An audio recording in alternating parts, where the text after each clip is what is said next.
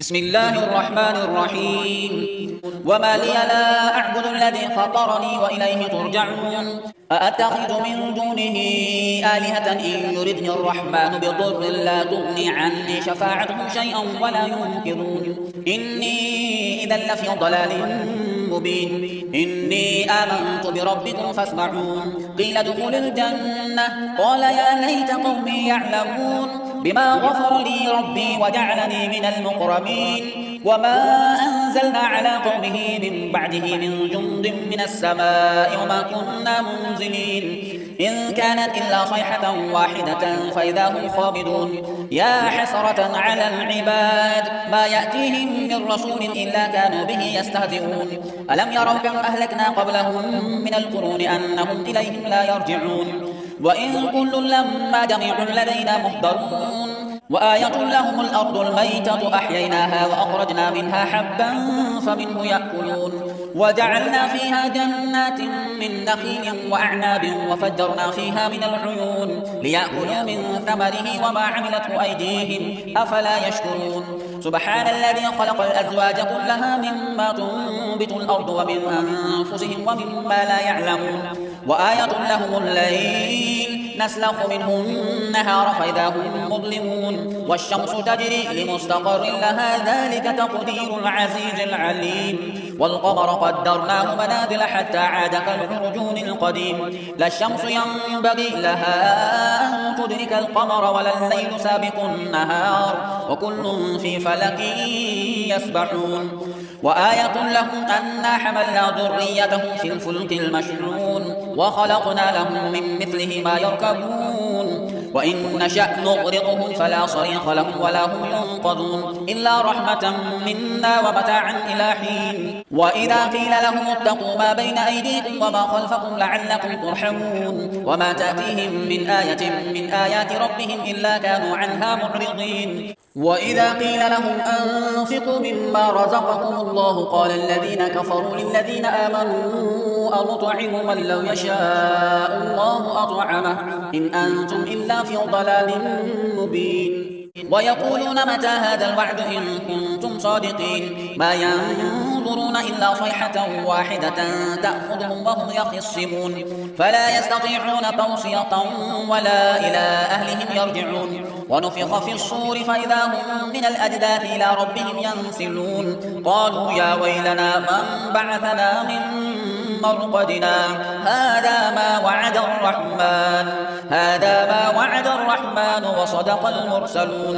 إن كانت إلا صيحة واحدة فإذا هم جميع لدينا محضرون فاليوم لا تظلم نفس شيئا ولا تجزون إلا ما كنتم تعملون إن أصحاب الجنة اليوم في شغل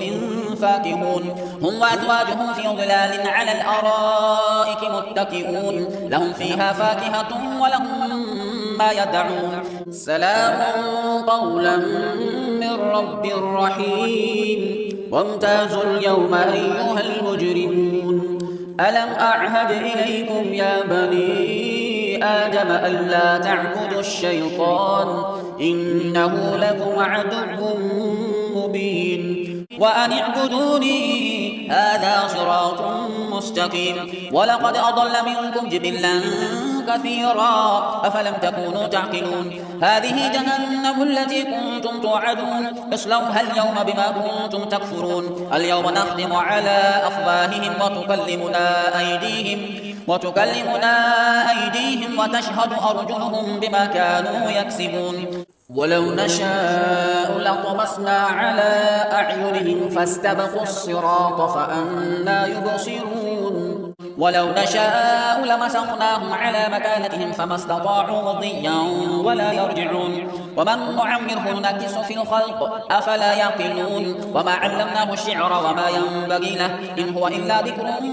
وقرآن مبين لينذر من كان حيا ويحق القول على الكافرين أولم يروا أنا خلقنا لهم مما عملت أيدينا أنعاما فهم لها مالكون وذللناها لهم فمنها ركوبهم ومنها يأكلون ولهم فيها منافع ومشارب أفلا يشكرون واتخذوا من دون الله آلهة لعلهم ينصرون لا يستطيعون نصرهم وهم لهم جند محضرون فلا يحزنك يحزنك قولهم إنا نعلم ما يسرون وما يعلنون أولم يرى الإنسان أنا خلقناه من نطفة فإذا هو خصيم مبين وضرب لنا مثلا ونسي خلقه قال من يحيي العظام وهي رميم قل يحييها الذي أنشأها أول مرة وهو بكل خلق عليم الذي جعل لكم من الشجر الأخضر نارا فإذا أنتم منه توقدون أوليس الذي خلق السماوات والأرض بقادر على أن يخلق مثلهم بلى وهو الخلاق العليم إنما أمره إذا أراد شيئا أن يقول له كن فيكون فسبحان الذي بيده ملكوت كل شيء وإليه ترجعون بسم الله الرحمن الرحيم والصافات صفا فالزاجرات زجرا فالتاليات ذكرا إن إلهكم لواحد رب السماوات والأرض وما بينهما ورب المشارق إنا زينا السماء الدنيا بزينة الكواكب وحفظا من كل شيطان مارد لا يسمعون إلى الملأ الأعلى ويقذفون من كل جانب دحورا ولهم عذاب واصب إلا من خطف الخطفة فأتبعه شهاب ثاقب فاستفتهم أهم أشد خلقا أم من خلقنا إنا خلقناهم من طين لازب بل عجبت ويسخرون وإذا ذكروا لا يذكرون وإذا رأوا آية يستسخرون وقالوا إن هذا إلا سحر مبين أإذا متنا وكنا ترابا وعظاما أإنا لمبعوثون أوآباؤنا الأولون قل نعم وأنتم داخرون فإنما هي زجرة واحدة فإذا هم ينظرون وقالوا يا ويلنا هذا يوم الدين هذا يوم الفصل الذي كنتم به تكذبون احشروا الذين ظلموا وأزواجهم وما كانوا يعبدون من دون الله فاهدوهم إلى صراط الجحيم وقفوهم إنهم مسؤولون ما لكم لا تناصرون بل هم اليوم مستسلمون وأقبل بعضهم على بعض يتساءلون قالوا إنكم كنتم تأتوننا عن اليمين قالوا بل لم تكونوا مؤمنين وما كان لنا عليكم من سلطان بل كنتم قوما طاغين فحق علينا قول ربنا إنا لذائقون فأغويناكم إنا كنا ضاغين فإنهم يومئذ في العذاب مشتركون إنا كذلك نفعل بالمجرمين إنهم كانوا إذا قيل لهم لا إله إلا الله يستكبرون ويقولون أئنا لتاركو آلهتنا لشاعر مجنون بل جاء بالحق وصدق المرسلين إنكم لذائق العذاب الأليم وما تجزون إلا ما كنتم تعملون إلا عباد الله المخلصين أولئك لهم رزق معلوم فواكه وهم مكرمون في جنات النعيم على سرر متقابلين يطاف عليهم بكأس من معين بيضاء لذة للشاربين لا فيها غول ولا هم عنها ينزفون وعندهم قاصرات الطرف عين كأنهن بيض مكنون فأقبل بعضهم على بعض يتساءلون قال قائل منهم إني كان لي قرين يقول أئنك لمن المصدقين أئذا متنا وكنا ترابا وعظاما أئنا لمدينون قال هل أنتم مطلعون فاطلع فرآه في سواء الجحيم قال تالله إن كدت لتردين ولولا نعمة ربي لكنت من المحضرين أفما نحن بميتين إلا موتتنا الأولى وما نحن بمعذبين إن هذا لهو الفوز العظيم لمثل هذا فليعمل العاملون أذلك خير نزلا أم شجرة الزقوم إنا جعلناها فتنة للظالمين إنها شجرة تخرج في أصل الجحيم طلعها كأنه رؤوس الشياطين فإنهم لآكلون منها فمالئون منها البطون ثم إن لهم عليها لشوبا من حميم ثم إن مرجعهم لإلى الجحيم إنهم ألفوا آباءهم ضالين فهم على آثارهم يهرعون ولقد ضل قبلهم أكثر الأولين ولقد أرسلنا فيهم منذرين فانظر كيف كان عاقبة المنذرين إلا عباد الله المخلصين ولقد نادانا نوح فلنعم المجيبون ونجيناه وأهله من الكرب العظيم وجعلنا ذريته هم الباقين وتركنا عليه في الآخرين سلام على نوح في العالمين إنا كذلك نجزي المحسنين إنه من عبادنا المؤمنين ثم أغرقنا الآخرين وإن من شيعته لإبراهيم إذ جاء ربه بقلب سليم إذ قال لأبيه وقومه ماذا تعبدون أئفكا آلهة دون الله تريدون فما ظنكم برب العالمين فنظر نظرة في النجوم فقال إني سقيم فتولوا عنه مدبرين فراغ إلى آلهتهم فقال ألا تأكلون ما لكم لا تنطقون فراغ عليهم ضربا باليمين فأقبلوا إليه يزفون قال أتعبدون ما تنحتون والله خلقكم وما تعملون قالوا بنوا له بنيانا فألقوه في الجحيم فأرادوا به كيدا فجعلناهم الأسفلين وقال إني ذاهب إلى ربي سيهدين رب هب لي من الصالحين فبشرناه بغلام حليم فلما بلغ معه السعي قال يا بني إني أرى في المنام أني أذبحك فانظر ماذا ترى قال يا أبت افعل ما تؤمر ستجدني إن شاء الله من الصابرين فلما أسلما وتله للجبين وناديناه أن يا إبراهيم قد صدقت الرؤيا إنا كذلك نجزي المحسنين إن هذا لهو البلاء المبين وفديناه بذبح عظيم وتركنا عليه في الآخرين سلام على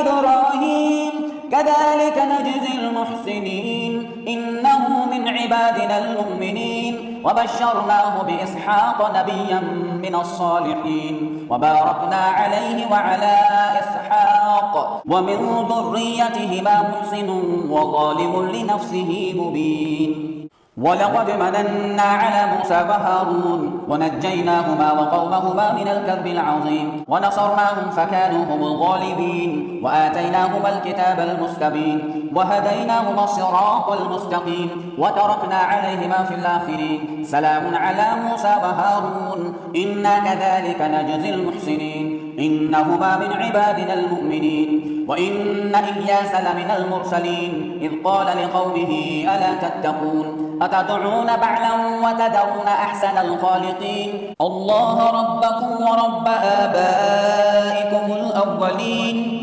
فكذبوه فإنهم لمحضرون إلا عباد الله المخلصين وتركنا عليه في الآخرين سلام على إلياسين إنا كذلك نجزي المحسنين إنه من عبادنا المؤمنين وإن لوطا لمن المرسلين إذ نجيناه وأهله أجمعين إلا عجوزا في الغابرين ثم دمرنا الآخرين وإنكم لتمرون عليهم مصبحين وبالليل أفلا تعقلون وإن يونس لمن المرسلين إذ أبق إلى الفلك المشحون فساهم فكان من المدحضين فالتقمه الحوت وهو مليم فلولا أنه كان من المسبحين للبث في بطنه إلى يوم يبعثون فنبذناه بالعراء وهو سقيم وأنبتنا عليه شجرة من يقطين وأرسلناه إلى 100,000 أو يزيدون فآمنوا فمتعناهم إلى حين فاستفتهم ألربك البنات ولهم البنون أم خلقنا الملائكة إناثا وهم شاهدون ألا إنهم من إفكهم ليقولون ولد الله وإنهم لكاذبون أصطفى البنات على البنين ما لكم كيف تحكمون أفلا تذكرون أم لكم سلطان مبين فأتوا بكتابكم إن كنتم صادقين وجعلوا بينه وبين الجنة نسبا ولقد علمت الجنة إنهم لمحضرون سبحان الله عما يصفون إلا عباد الله المخلصين فإنكم وما تعبدون ما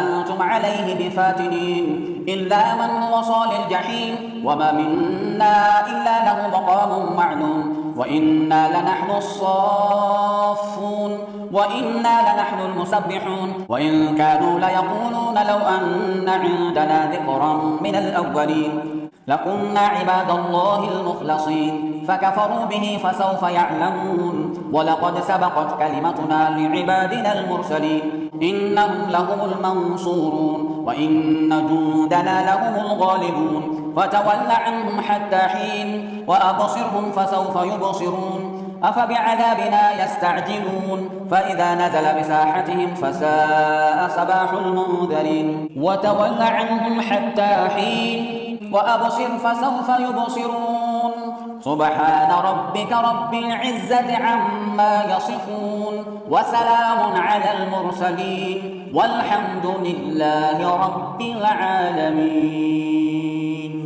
بسم الله الرحمن الرحيم. صاد والقرآن ذي الذكر بل الذين كفروا في عزة وشقاق كم أهلكنا من قبلهم من قرن فنادوا ولا تحين مناص وعجبوا أن جاءهم منذر منهم وقال الكافرون هذا ساحر كذاب أجعل الآلهة إلها واحدا إن هذا لشيء عجاب وانطلق الملأ منهم أن امشوا واصبروا على آلهتكم إن هذا لشيء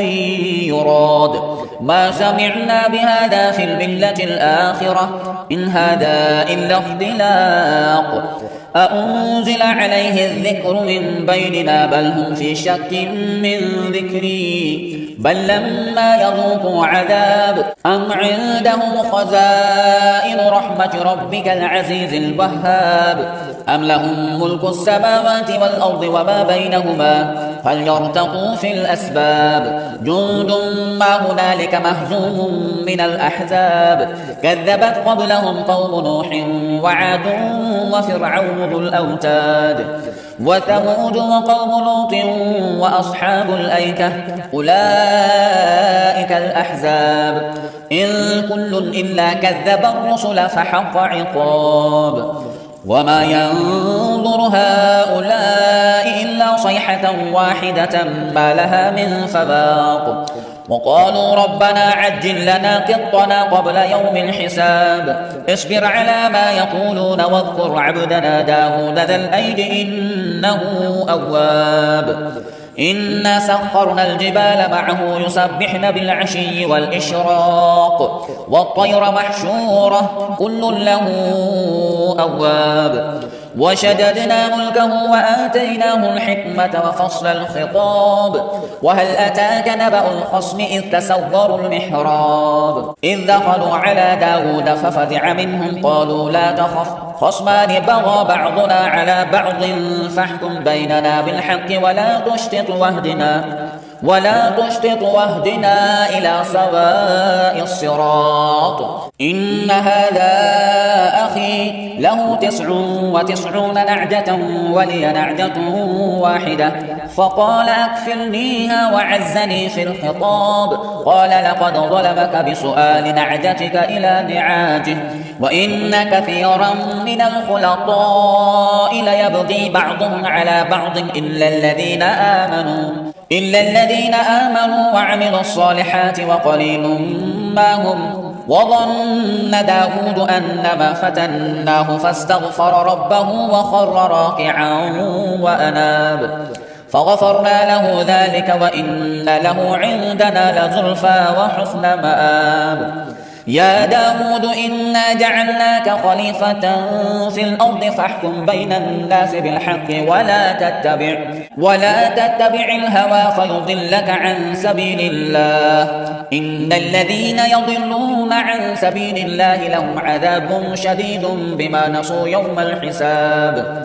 وما خلقنا السماء والأرض وما بينهما باطلا ذلك ظن الذين كفروا فويل للذين كفروا من النار أم نجعل الذين آمنوا وعملوا الصالحات كالمفسدين في الأرض أم نجعل المتقين كالفجار كتاب أنزلناه إليك مبارك ليدبروا آياته وليتذكر أولو الألباب ووهبنا لداود سليمان نعم العبد إنه أواب إذ عرض عليه بالعشي الصافنات الجياد فقال إني أحببت حب الخير عن ذكر ربي حتى توارت بالحجاب ردوها علي فطفق مسحا بالسوق والأعناق ولقد فتنا سليمان وألقينا على كرسيه جسدا ثم أناب قال رب اغفر لي وهب لي ملكا لا ينبغي لأحد من بعدي إنك أنت الوهاب فسخرنا له الريح تجري بأمره رخاء حيث أصاب والشياطين كل بناء وغواص وآخرين مقرنين في الأصفاد هذا عطاؤنا فامنن أو أمسك بغير حساب وإن له عندنا لزلفى وحسن مآب واذكر عبدنا أيوب إذ نادى ربه أني مسني الشيطان بنصب وعذاب اركض برجلك هذا مغتسل بارد وشراب ووهبنا له أهله ومثلهم معهم رحمة منا وذكرى لأولي الألباب وخذ بيدك ضغثا فاضرب به ولا تحنث إنا وجدناه صابرا نعم العبد إنه أواب واذكر عبادنا إبراهيم وإسحاق ويعقوب أولي الأيدي والأبصار إنا أخلصناهم بخالصة ذكر الدار وإنهم عندنا لمن المصطفين الأخيار واذكر إسماعيل واليسع وذا الكفل وكل من الأخيار هذا ذكر وإن للمتقين لحسن مآب جنات عدن مفتحة لهم الأبواب متكئين فيها يدعون فيها بفاكهة كثيرة وشراب وعندهم قاصرات الطرف أتراب هذا ما توعدون ليوم الحساب إن هذا لرزقنا ما له من نفاد هذا وإن للطاغين لشر مآب جهنم يصلونها فبئس المهاد هذا فليذوقوه حميم وغساق وآخر من شكله أزواج هذا فوج مقتحم معكم لا مرحبا بهم إنهم صالوا النار قالوا بل أنتم لا مرحبا بكم أنتم قدمتموه لنا فبئس القرار قالوا ربنا من قدم لنا هذا فزده عذابا ضعفا في النار وقالوا ما لنا لا نرى رجالا كنا نعدهم من الأشرار أتخذناهم سخريا أم زاغت عنهم الأبصار إن ذلك لحق تخاصم أهل النار قل إنما أنا منذر وما من إله إلا الله الواحد القهار رب السماوات والأرض وما بينهما العزيز الغفار قل هو نبأ عظيم أنتم عنه معرضون ما كان لي من علم بالملأ الأعلى إذ يختصمون إن يوحى إلي إلا أنما أنا نذير مبين إذ قال ربك للملائكة إني خالق بشرا من طين فإذا سويته ونفخت فيه من روحي ونفخت فيه من روحي فقعوا له ساجدين فسجد الملائكة كلهم أجمعون إلا إبليس استكبر وكان من الكافرين قال يا إبليس ما منعك أن تسجد لما خلقت بيدي أستكبرت أم كنت من العالين قال أنا خير منه خلقتني من نار وخلقته من طين قال فاخرج منها فإنك رجيم وإن عليك لعنتي إلى يوم الدين قال رب فأنظرني إلى يوم يبعثون قال فإنك من المنظرين إلى يوم الوقت المعلوم قال فبعزتك لأغوينهم أجمعين إلا عبادك منهم المخلصين قال فالحق والحق أقول لأملأن جهنم منك وممن تبعك منهم أجمعين قل ما أسألكم عليه من أجر وما أنا من المتكلفين إن هو إلا ذكر للعالمين ولتعلمن نبأه بعد حين بسم الله الرحمن الرحيم تنزيل الكتاب من الله العزيز الحكيم إنا أنزلنا إليك الكتاب بالحق فاعبد الله مخلصا له الدين ألا لله الدين الخالص والذين اتخذوا من دونه أولياء ما نعبدهم إلا ليقربونا إلى الله زلفى إن الله يحكم بينهم فيما هم فيه يختلفون إن الله لا يهدي من هو كاذب كفار لو أراد الله أن يتخذ ولدا لاصطفى مما يخلق ما يشاء سبحانه هو الله الواحد القهار خلق السماوات والأرض بالحق يكور الليل على النهار ويكور النهار على الليل وسخر الشمس والقمر كل يجري لأجل مسمى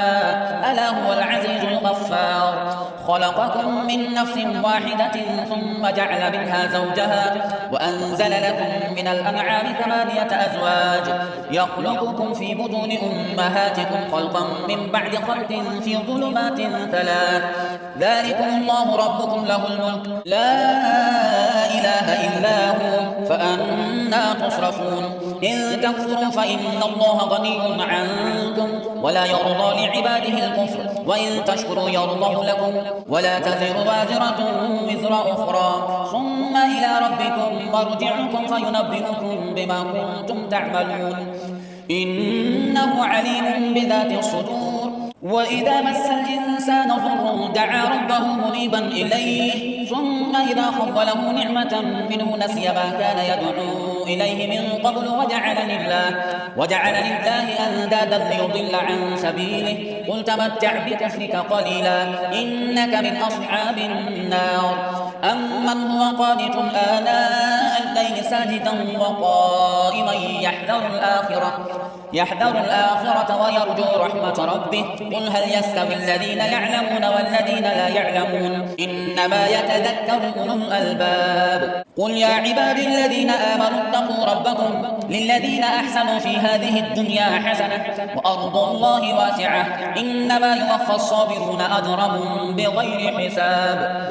قل إني أمرت أن أعبد الله مخلصا له الدين وأمرت لأن أكون أول المسلمين قل إني أخاف إن عصيت ربي عذاب يوم عظيم قل الله أعبد مخلصا له ديني فاعبدوا ما شئتم من دونه قل إن الخاسرين الذين خسروا أنفسهم وأهليهم يوم القيامة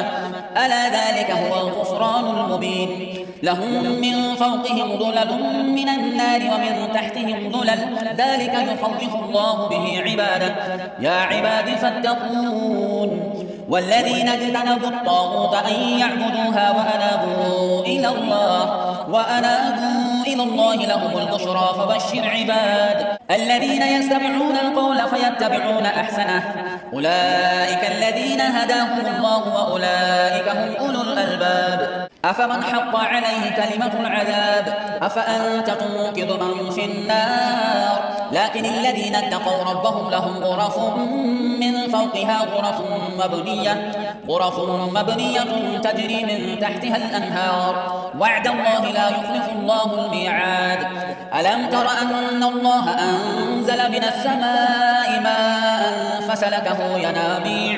فسلكه ينابيع في الأرض ثم يخرج به زرعا مختلفا ألوانه ثم يهيج فتراه